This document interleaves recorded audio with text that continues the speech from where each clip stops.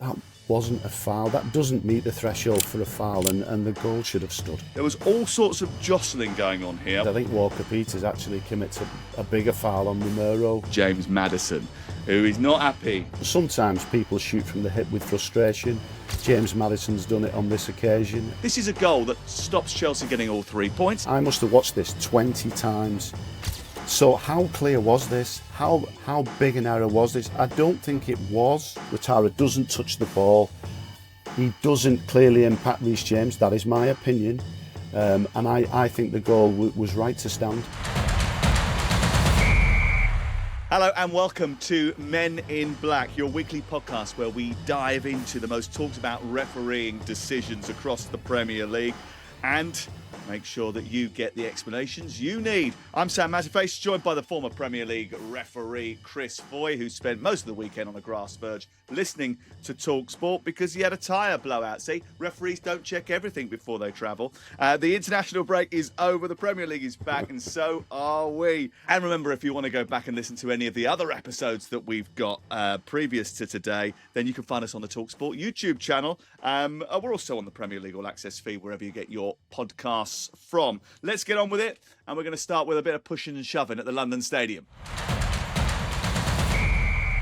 Spurs went up the other end from a corner, scored a disallowed goal because there was a foul on Walker-Peters. I'm no Spurs fan, as you know, right? There is no way that should be disallowed. Let me get this right. Are you saying we have a VAR controversy on our hands? Oh, major. He fell over. OK, Chris, we're going to start down at the London Stadium. It finished Tottenham 3, West Ham 0. Now, Tottenham thought they'd scored in the first half. Romero had a disallowed goal after a bit of pushing from Van de Ven on Walker-Peters. But that wasn't the only thing that happened in that incident. Comes in from the corner, big powerful header from Romero. The referee has decided that there was a little bit of contact between Mickey Van de Ven and Carl Walker-Peters, and he disallows the goal. And the VAR backed up the on-field decision because apparently Van de Ven affected Walker-Peters' ability to play the ball. There was all sorts of jostling going on here. Was there enough contact for a foul? No, there wasn't. I think it's a poor judgment, Sam. I've reviewed this and looked at it. There was actually 16 players in the penalty area at the time. You know, you got Van de Ven, who allegedly pushed Walker-Peters. I think Walker-Peters actually commits a bigger foul on Romero. You know, Mateus Fernandes is in there. There's so much going on. For me, it's a goal, but obviously the ball's gone in the net. It's checked by VAR. The VAR was John Brooks. He's not going to unpick that because of what's gone on, because it's not clear. But in the first instance, you know, we start with on-field decision-making and refereeing decisions. Jared Gillett was the referee. He thought there was a foul. That's what he gave, but in my opinion, it's a poor judgment, and I think the goal should have stood. Will the directive of referees call, and it's something that we talked about a lot over the course of the summer, see a lot of these incidents where, listen, if you consult your friends and your family and social media, everyone is saying that's got to be allowed. You know, you're finding ways to disallow goals. Will it see some of those incidents slip through the net because the VARs are reluctant to re-referee the game? VARs don't really want to re-referee football matches, but if there's a clear error, then they'll intervene. I think what we've got to understand is, you know, we talk about the Premier League. People have always said about the Premier League, you know, it's compelling, it's competitive. We like the physical nature, we like the physicality. There was a lot going on in that penalty area. People are jockeying for position. Attackers want to create space. Defenders want to get touch tight. But as I said, in this situation, for me, that wasn't a foul. That doesn't meet the threshold for a foul, and the goal should have stood. Okay, now you're going to get annoyed with me here for bringing this up, but I did see quite a bit of social media reaction to it, and one of those was led by James Maddison, who is not happy with you and your mates. He said referees and VARs have had a shocker this season so far. Now, he's not the first player actually to hit out at the refereeing standards in the Premier League this season. Are we a little bit concerned that players are starting to voice this now? And it gives the impression that sort of the referees are losing the players. Because over the course of the summer, I know that referees or certain people from the refereeing body went into camps and sort of had discussions with players and they're explaining their decision-making process. But is there a feeling that that relationship is not as good as it should be? No, I would disagree with that. I think we've probably had two players in 40 Premier League matches. Everybody's got an opinion, you know. By my own admittance, as I said, the Tottenham situation with Romero, it should have been a goal that should have been allowed. It wasn't. I think there's a really good working relationship with the PGMO and the Premier League and the clubs. I think that's something that they pride themselves on. Regular meetings and understandings, but sometimes people shoot from the hip with frustration. James Maddison's done it on this occasion.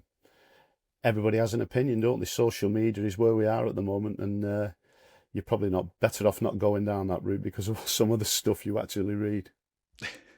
Okay, fair enough. All right, especially not if you've made a decision like Jarrett Gillett did on Saturday night. And listen, I can understand why he made it because there was so much going on in the penalty area.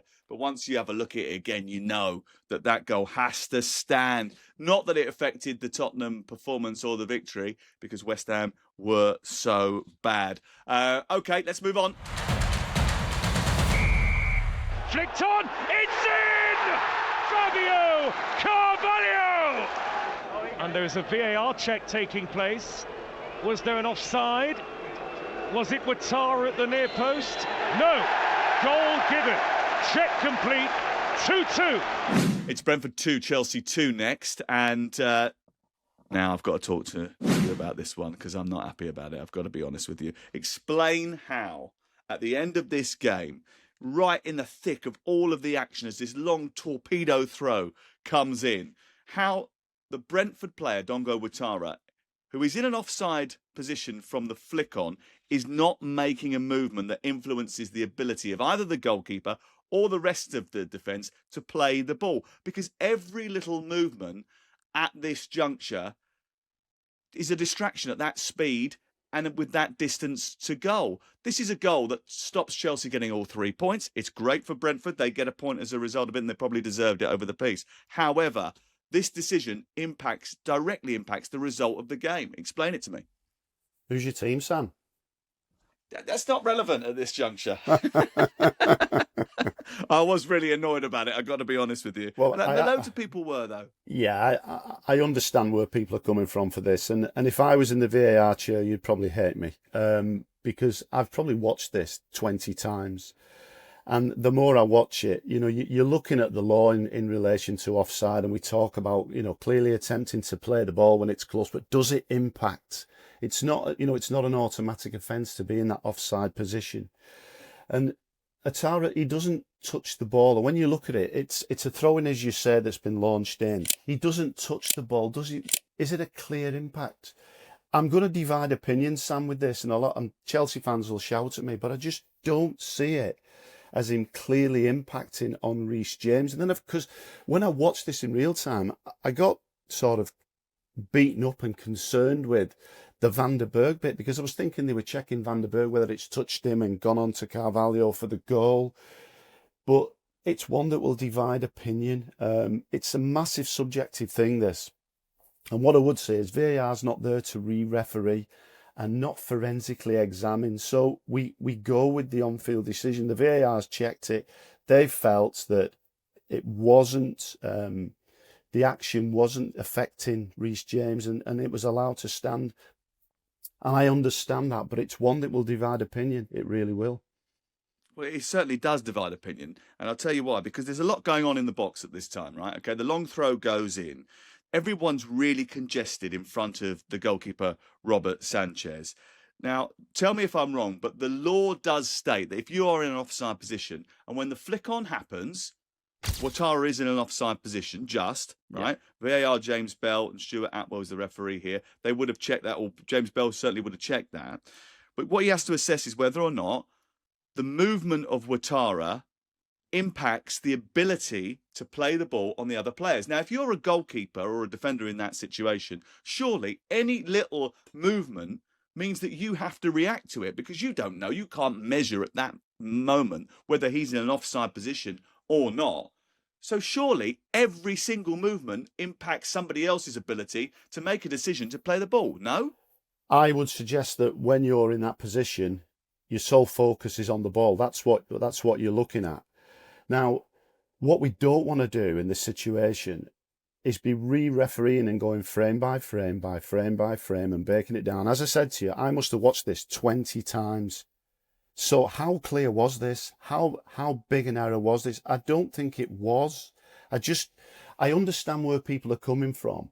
But when I look at the position of Ouattara and I look at the position of Reece James, the ball just flies by them. You know, I just don't see the impact, and we're not about re-refereeing. Is this clearly wrong? In this situation, I don't think it is. It's a massive subjective call. And one, as I said, that will divide opinion. We want to see goals scored. I understand that as well, but we don't want to be re-refereeing. We have to talk about the clear impact. I just don't see it. Okay, so in which case, there's a lot of people that believe, and a lot of the times we're told that offside is black and white, and it is in terms of geography, right? Mm-hmm. That's how we measure it now because of the semi-automated offside technology. But there are some elements of the offside law which are subjective. So how do you judge those? What processes do you go through? Because at that time of the match, remember we're in the 93rd minute of the game here. We know that this is a match decisive action. So do you give yourself the time and the latitude to be able to get this absolutely right, or do you rush this decision? Are you in danger of rushing this decision? Never. You never rush the decision, Sam, because what we've got is a goal, and it's important that you take your time and you get the decision right. So it's obviously going to be checked. And as you say, offside, we used to say you're either on or you're off, and we'll see that from time to time where the flag goes up. Somebody's clearly offside. It's an indirect free kick. This is a subjective offside, and there's so much to unpick with this.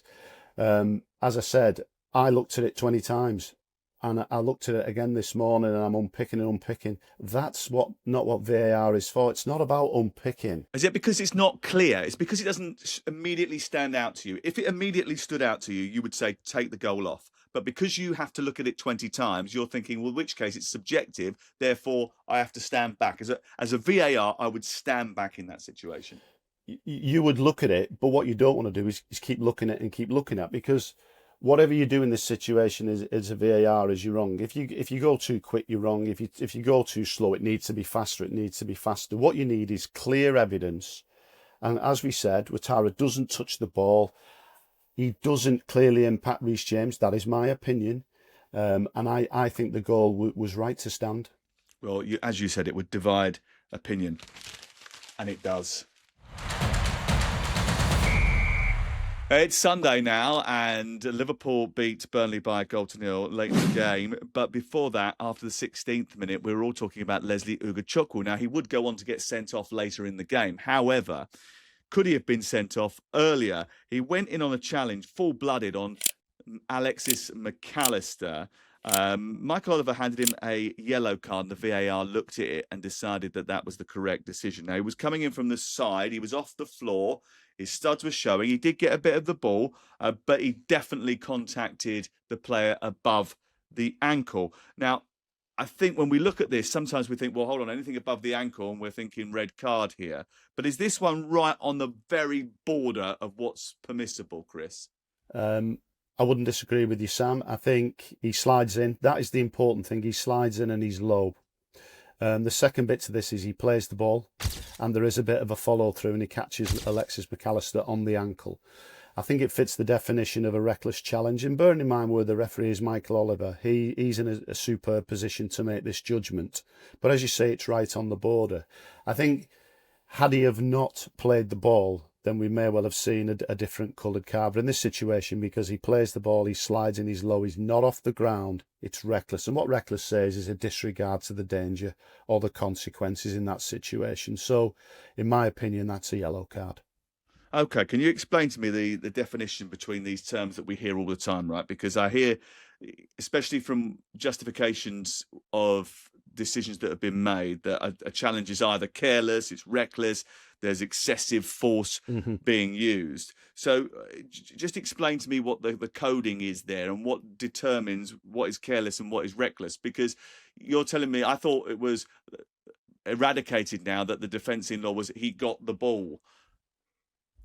Yeah, well, I mean, in this situation, he quite clearly he plays the ball, and when he's played the ball, where's he expected to go? He's low and he's sliding along the ground, which is fine. Coming back to your original point, careless challenge is just a foul. That's it, free kick only. Reckless challenges, yellow card. That's where it's a challenge with a disregard to the danger or the consequences of your action. So that's reckless. Serious foul play is a challenge that is with excessive force and endangers the safety of an opponent. And you're probably thinking about challenges where somebody's airborne in this situation, where they're not in control of their actions.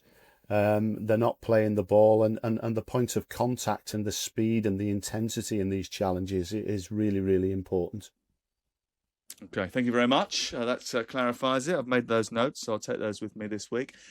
Right, okay, let's crack on to our next incident.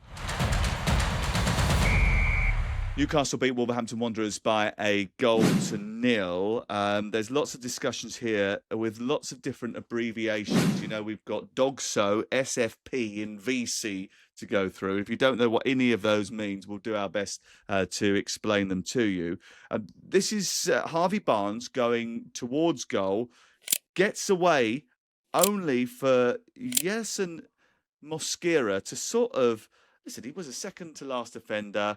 It was going towards goal. I thought this was at least a free kick, if not something more. He lands an elbow in his neck region as Barnes is trying to escape. Now, nothing is given. It's certainly clumsy at best. It's probably a little bit more than that.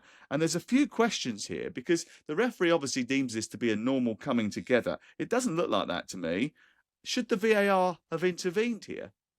Well, the VAR didn't intervene, but check this for a possible red card for Dogso denial of an obvious goal scoring opportunity. But what this wasn't was nothing.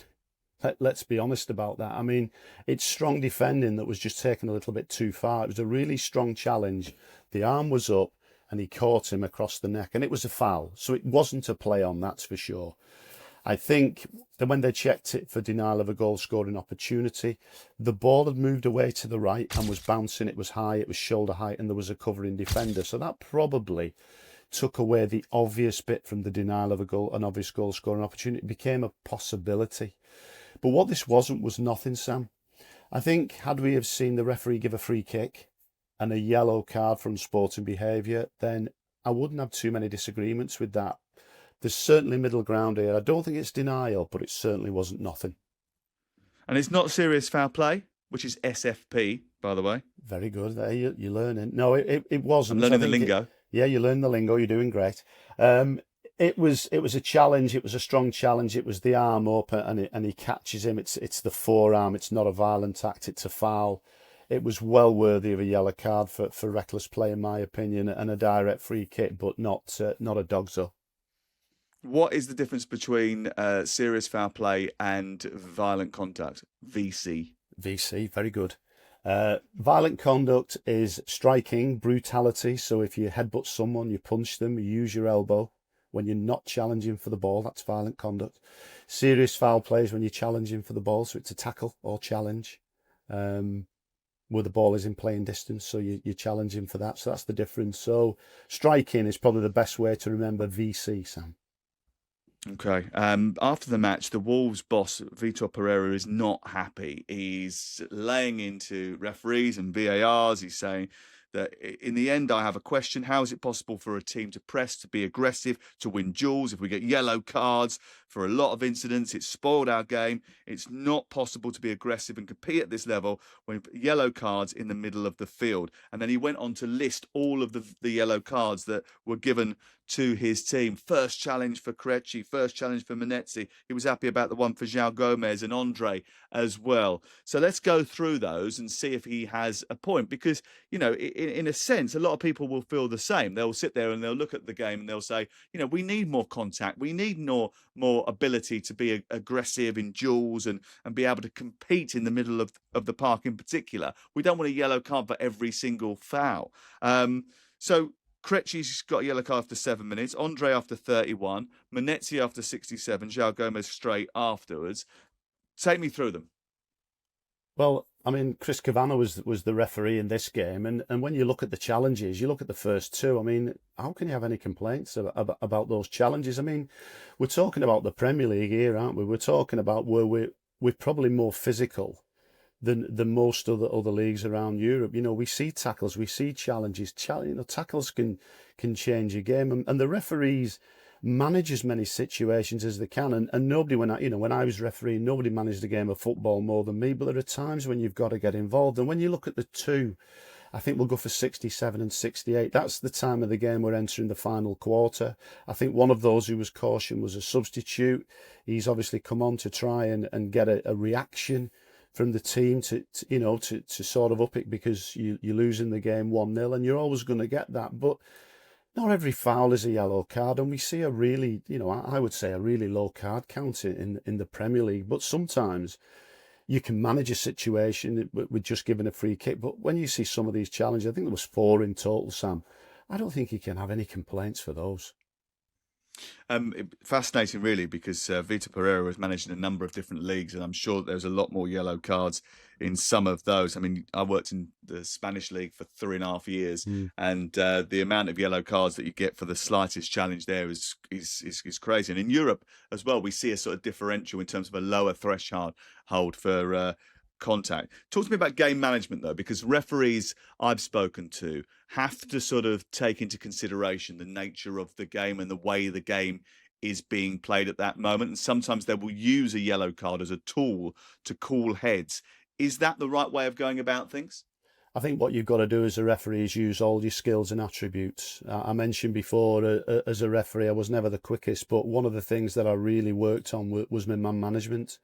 And sometimes there's a really good opportunity in a game when it's getting hot out there to have a word with the captain and just say, you've got some responsibility. I've got a game to referee. If players overstep the line, then they're going to get a caution or a red if they commit an offence.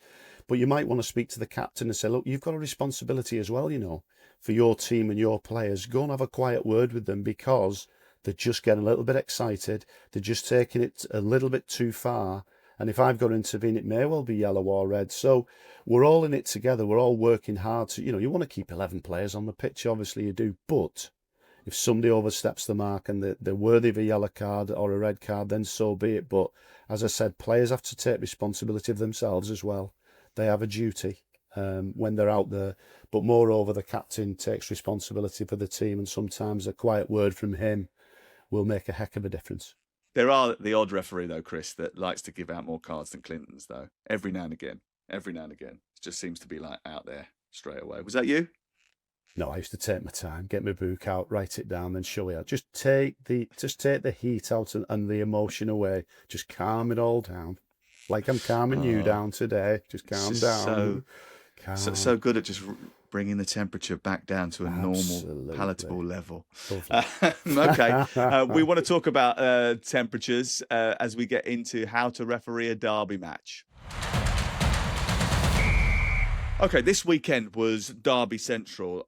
West Ham versus Tottenham, Man City, Man United. I was at Southampton versus Portsmouth. Derby Day gets the blood going, doesn't it? Like it does. I'm a commentator, and when I went to Southampton Portsmouth on Sunday morning, I was up for it. I was like, I could feel that extra little bit of edge in my body. I could feel it, and I'm sure that happens to referees too, because referees, despite their reputation, do actually love football. And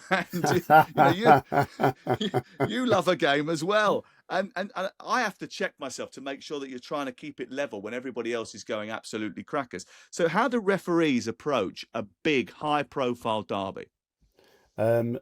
I would say you approach it the same way you approach every game, but circumstances change, don't they? I mean, you mentioned you were driving to the game yesterday. You can tell when you start to arrive at a ground for a local derby that things are different, because there's more people at the stadium a lot earlier. You can feel the nervousness, you can feel the tension, you can feel the excitement. And you just know on people's faces that this is a massive game for them, because obviously they only played their local rivals twice a year. Obviously, if it happens in the cup, it's more, but it's twice a year and only once at your home ground, obviously. And you can feel it and you can sense it. And it's about controlling your emotions, because you have to come back to the default position of it's 22 players kicking a football round. And you've got 17 laws of the game to apply. And you've got to manage the game to the best of your ability and punish what's foul. But you can tell, because the safety briefings take a little bit longer with the stadium manager and the police. People they want you to keep on top of things. They don't want the players to get too excited if they score, and the tendency sometimes is that they may over celebrate, which can it'll be a little bit inflammatory, so you've got to be mindful of that. But for me, the big thing was always making sure that I was primed and ready for the week ahead. I was murder, Sam, for listening to managers' press conferences, looking at the media, what are people saying, trying to understand if there's, when they'd played before, if there was any leftovers in the game, if there was any potential flashpoints. I'm doing my prep. I'm not sort of prejudging, I'm pre-planning. I want to cover all bases and I want to be sure that I'm across everything that may happen in that particular game, because they're full on, they're full-blooded, and they're great to be involved in. What was the most explosive derby match that you were involved in? Do you know, I thought about this last night, and I've been privy to referee some incredible football matches, lots of London derbies, Manchester derbies, some really tough rivalries. You know, Man United Leeds in the FA Cup was incredible. But I think it was a quarter final in the League Cup, and it was Birmingham City against Aston Villa at St Andrews. Yeah, my goodness me, what an evening that was. I mean, just getting to the ground, you could feel it. And St Andrews, you know, the crowd are very close to the pitch. The place was full to the rafters. The atmosphere was unbelievable. It was just non-stop. And, you know, after the game, everything had gone really well for us. You know, we'd officiated the game well. There was no controversy. Nobody was talking about the refereeing team. But I just sat in the changing room and didn't really get changed, and just sat there and, wow. Because it was just so noisy. The atmosphere was just incredible. And by the time we'd got changed, had a shower and got suited and booted and wanted to leave the ground, we couldn't, because it was just chaos outside. This is a game that is always spicy, but that night in particular, you know, there was riot police everywhere. It was a real sort of nasty feeling in the stadium. And obviously towards the end of the game, everyone's getting a little bit overexcited. So what are you feeling right at the very end when you're about to blow the whistle? Because it's at fever pitch. It's at fever pitch, you know, and Birmingham are gonna win the game. And I knew then that when I was looking round, I could see that fans were ready to run on the field and, you know, and pile on at the end, as you do, and celebrate a historic win over their arch rivals. So what I have to do is I have to think about myself, I have to think about my team. So I'm communicating with the two assistants that I'm going to blow the final whistle in a 5 or 6 seconds. So be ready to be on your, you know, be on your mettle and hurtle towards the tunnel, because you've got to look after your colleagues, and you don't want to leave them sort of out there stranded. So that all came to fruition. We knew where we were. The ball had gone out of play. As soon as the time was up, I was blowing the whistle. I'd told them that, and they were on the bike and they were making their way towards the tunnel, because safety's paramount. But and as soon as I blew the whistle, it was just a mass pitch incursion celebrating what was a famous win for Birmingham City, and thankfully we got down the tunnel and we were all safe and well. I'm a referee, get me out of here. You scarpered down that tunnel pretty quickly. Yeah, I mean, football fans love it, don't they, the excitement, but at the end of the day, I have a duty to my colleagues to make sure that we all get off the pitch and we're all safe and well. Do you have to get the players off as well? Do you have to sort of say to the players, like, I'm going to blow the whistle in the next few minutes, get closer towards the tunnel? Do you wait until it's in that area?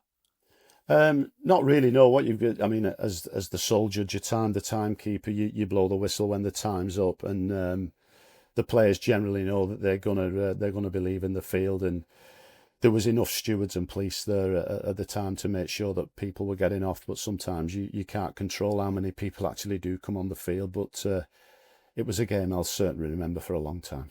It's fascinating though, isn't it? Because there are those moments when you're doing that game and everything's more high profile. So every decision you make is more high profile. Every call you make is argued maybe with more ferocity because of the nature of the match. Do you give extra leeway to players during the game? Do you take your time more with 50-50s? Do you judge them differently during a match like that when the intensity is so high? No, what you've got to do is you've got to be calmness personified. If you think of a swan, it's the most elegant of birds on top of the water, but underneath it's kicking like mad. And let me tell you, Sam, that was me. I used to really work hard on body language to make sure that when everybody was getting a little bit excited, a little bit hot under the collar, that you were calm. and took your time, because the best players in footy have time, and so do the best referees. Just take your time and use everything about you. As I said, work with the players, talk to the players, and encourage them to do the right thing. And if it's getting a little bit hot and bothered, talk to the captain. But at the end of the day, what you want to do is you want to come off that field where nobody's talking about you. How many times did you manage to avoid that? Probably in about 650 professional matches, about 3. No, I'm only joking. How many did you commentate? Oh, well, that's the on? life of that's the life of a referee and a commentator, funnily enough. Right. Okay, got one more big incident for you. Serbia 0, England 5. Now, I'm taking you back to Belgrade on last Tuesday night, and there's a reason for this. It's because I want the answer.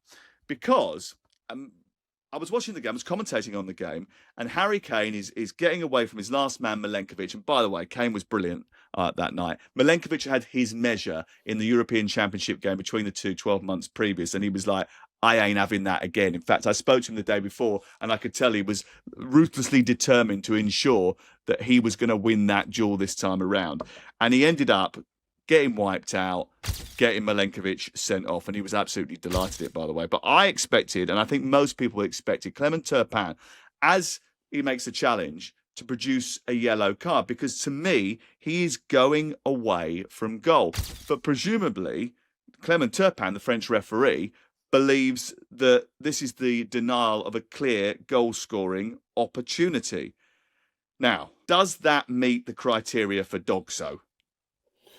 Well, on your first observation, Sam, I was right with you when I watched it, and I thought, oh, this is interesting, when he went red.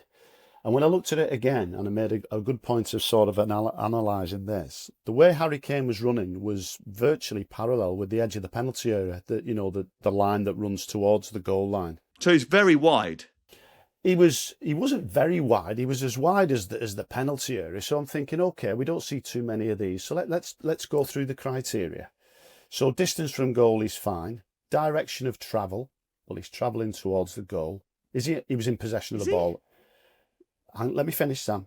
Just let me just make a decision here, please. Just move away to one side, and I'll come back and speak to you. I will not ignore you. I'll come back to you. And then when I looked at where the covering defenders were, there were none. There were no covering defenders whatsoever. So when you look at where Harry Kane was, his next touch takes him clearly into the penalty area. And I'm thinking, yeah, I understand where the referee's going with this. But if I'd have been refereeing that game, I'd have probably gone yellow. Would you? Would you have expected the VAR to overrule you after having a look at it? No, I think it's one of those situations where it's a check complete either way. The referee on the day, as you say, Clement Turpin, he made that decision. The VAR will stick with it because it's not a howler. It's not that clear and obvious error. And I think if I'd have gone yellow, they would have done the same. I mean, Harry Kane is very good, but I'm not sure that he would have scored from that sort of angle. I don't know. Maybe I'm wrong. Doesn't matter anyway, because England's fourth goal came as a result of that free kick that was given for that challenge. Thank you very much, by the way, for joining us this morning. Despite all the troubles that you had this weekend with your car, and it meant you had to listen to me on Saturday instead of going down to do games. Hopefully you've got that fixed now, and we'll see you back around the country analysing football matches for us, and we'll see you next Monday as well. Chris Foy, former Premier League referee, joining us to talk about all the big decisions. And by the way, if you've got a decision that you've seen on a local park or you've seen in your Sunday League game and you think that's a brilliant decision and the referee done well, especially young referees, why don't you send it to us? The address is on the screen right now, and later in the series we will be looking at some of those grassroots. We'll do a grassroots special, maybe in an international break. So send us your clips. Maybe you've seen a howler and you're like, Chris, explain this to me. How has this happened? Or maybe it's just something really odd and you need clarification. The address is on the screen. Men in Black is back next week to analyse all the big decisions. Remember, rate and review the podcast and tell all your friends about Men in Black, because also, isn't it great to have all the information from an expert like Chris Foy every single Monday? See you next week.